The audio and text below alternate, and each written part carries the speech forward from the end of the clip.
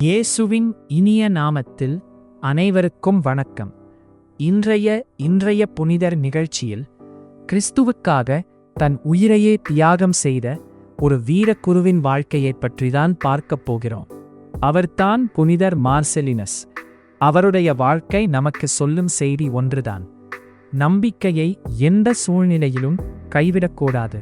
புனிதர் மார்செல்லினுஸ் கிபி 3ஆம் நூற்றாண்டில் ரோமில் வாழ்ந்தவர். இவர் சிறு வயதிலிருந்தே இறைவனின் மீது ஆழ்ந்த பக்தியுடன் இருந்தார். பின்னர் இறை அழைப்பை ஏற்று குருவாக அர்ப்பணிக்கப்பட்டார்.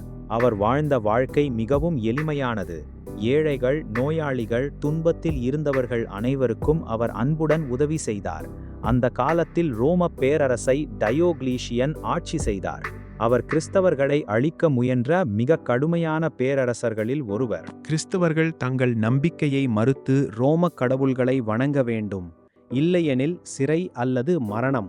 இந்த கடினமான சூழ்நிலையில்தான் மார்செலினஸ் வாழ்ந்தார். எவ்வளவு ஆபத்து இருந்தாலும் புனிதர் மார்செலினஸ் தனது நம்பிக்கையை மறுக்கவில்லை. அவர் இரகசியமாக கிறிஸ்தவ மக்களுக்கு திருப்பலி நடத்தினார். அவருடைய வாழ்க்கை மற்றவர்களுக்கு தைரியத்தை கொடுத்தது.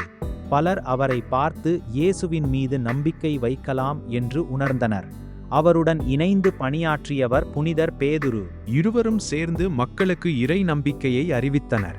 நோயாளிகளுக்கு ஆறுதல், தீய ஆவிகளால் பாதிக்கப்பட்டவர்களுக்கு விடுதலை, விசுவாசத்தை உறுதிப்படுத்துதல் என இவர்களின் பணிகள் பலரின் வாழ்க்கையை மாற்றியது.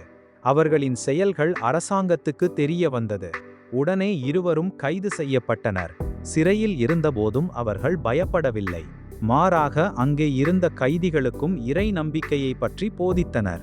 சில கைதிகள் கூட இவர்களின் வார்த்தைகளால் மனம் மாற்றப்பட்டதாக கூறப்படுகிறது. அதிகாரிகள் அவர்களை பலமுறை கட்டாயப்படுத்தினர். உங்கள் நம்பிக்கையை மறுக்குங்கள், ரோம தெய்வங்களை வணங்குங்கள் என்று. ஆனால் அவர்கள் உறுதியாக மறுத்தனர். அவர்கள் சொன்னது ஒரே பதில்: நாங்கள் இயேசுவை மறுக்க முடியாது. கிபி 304ஆம் ஆண்டில் அவர்களுக்கு மரண தண்டனை வழங்கப்பட்டது. அவர்களை ஒரு தனிமையான இடத்துக்கு அழைத்துச் சென்றனர்.